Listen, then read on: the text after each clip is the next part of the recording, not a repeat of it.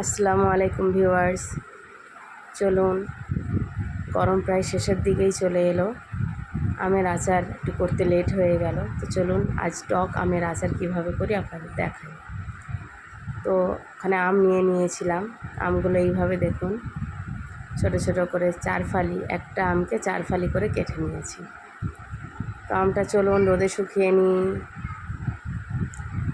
রোদ্দুরে আমি প্রায় সারাটা দিন শুকিয়ে নেব। রোদ্দুরে দিয়ে দিলাম। তো আচার তৈরি করার জন্য আচারের যে মশলাটা হয় সেই মশলাটা আপনাদের বানিয়ে দেখাই। তো কড়াইতে দিয়ে দিলাম আস্ত ধনিয়া, দিয়ে দিলাম গোটা শুকনা মরিচ, দিয়ে দিলাম 5 ফোড়ন। এটা অবশ্যই দিতে হবে, নাহলে আচার টেস্ট আসবে না। গোটা জিরে এবং মরিচ ভালো করে এই উপকরণগুলি নেড়ে চেড়ে একটু ভাজা ভাজা করে শুকনো কড়াইতে লাল করে নেব। দেখুন শুকনো কড়াইতে আমরা চামচ দিয়ে ভালো করে নাড়ানাড়ি করে একটু লাল করে নিচ্ছি। গরম করে এই মশলাটা আমরা আচারে দেব। এই মশলাটা আচারে দিলে তবে আচারের টেস্ট খুবই ভালো আসবে। এই মশলাটা আপনারা যে কোনো আলুর চপে বলুন, যে কোনো চপে ইউজ করতে পারেন এবং আচারে ইউজ করতে পারেন, আদার্স কোনো কিছুতেই না। তো দেখুন কথা বলতে বলতে প্রায় আমার মশলাটা লাল লাল করে ভাজা রেডি হয়ে গেল। আমরা এক জায়গায় ঢেলে ঠান্ডা করে নেব, একটু পাত্রে ঢেলে নেব।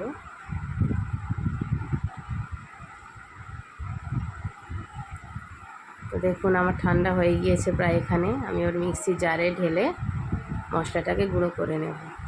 এটা অবশ্যই আচারের জন্য এই মশলাটা অবশ্যই তৈরি করতে হবে, নাহলে আচার টেস্ট একদম হবে না। তো চলুন আমার মিক্সিতে গুঁড়ো করে নিলাম মশলাটা। তো এবারে সারাদিন শুকানোর পরে আমটা এবারে মশলা মাখানোর পালা। তো দিয়ে দিলাম লবণ, এবারে দিয়ে দিচ্ছি ওই ভেজে রাখা গুঁড়া করা মশলাটি দিয়ে দিলাম। সবটাই দেবেন বেশি করে। দিয়ে দেব আদা বাটা এবং রসুন বাটা। আদা রসুন একসাথে বেটে নিয়েছি মিক্সি জারেতে। তো আদা রসুন বাটাটা একটু বেশি করে এখানে দেব। তো দিয়ে দিলাম 3 টেবিল চামচ আদা রসুন বাটা। তো দিয়ে দিচ্ছি দেখুন আমার 2 টুকরা লেবু, ছোট ছোট টুকরা লেবু। এই লেবুর রসটা দিয়ে দেব। এটা আপনারা দিতেও পারেন, নাও দিতে পারেন। লেবুর রসটা দিলে একটু আমের সাথে লেবুর টেস্টটা ঢুকে যায়, ভালো লাগে খেতে। তো আমি এখানে লেবুর রসটা দিয়ে নিচ্ছি। এখানে দিয়ে দেব সরিষার তেল।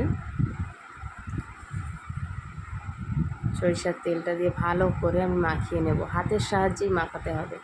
আপনি যদি মনে করেন যে আমি এটা চামচ দিয়ে মাখাবো, তো একদমই এটা মশলাটা গায়ে গায়ে মাখবে না। দেখুন আমি হাতের সাহায্যে ভালো করে মাখিয়ে নিলাম। এবারে আমি এই মশলাটাকে সারাদিন আবার রোদ্দুরে একটু শুকিয়ে নেব। দেখুন রোদ্দুরে আমি শুকিয়ে নিচ্ছি। একটা চুবড়ি চাপা দিয়ে নিয়েছি, কারণ নোংরা পড়তে পারে। তো দেখুন আমি সারাদিন পর চলে এলাম, শুকানো হয়ে গিয়েছে। এবার আমি একটা কাঁচের জার নিয়েছি। এই জারেতে আমি আমের আচারগুলো সব ভর্তি করে ঢেলে নেব। তো আমি এক এক করে আমগুলো দিয়ে দেব।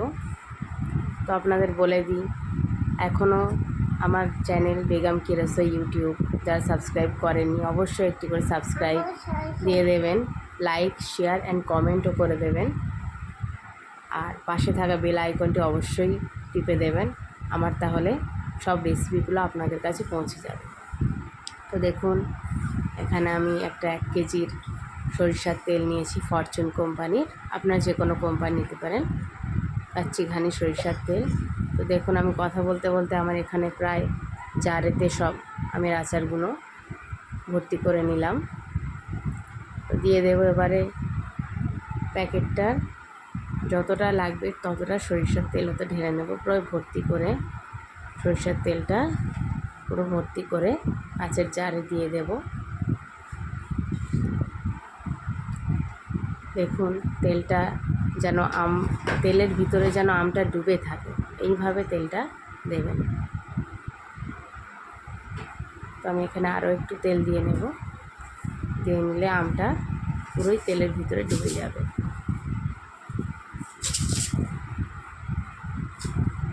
এই আর একটু তেল দিয়ে নিলাম।